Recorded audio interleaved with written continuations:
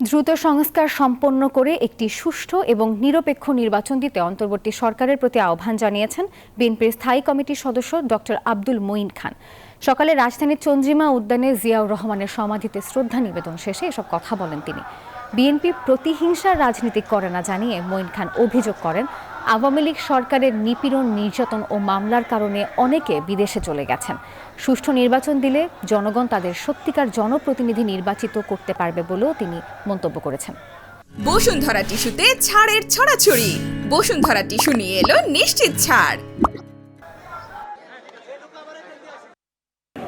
এই সরকারকে অহেতুক কোনো বিলম্ব করলে হবে না, তাদেরকে অত্যাবশ্যক যে সংস্কার সেগুলো সম্পাদন করে অনতিবিলম্বে বাংলাদেশে একটি সুষ্ঠু নিরপেক্ষ নির্বাচন দিতে হবে এবং সেই নির্বাচনের মাধ্যমে বাংলাদেশের মানুষের অধিকার মানুষের কাছে ফিরিয়ে দিতে হবে।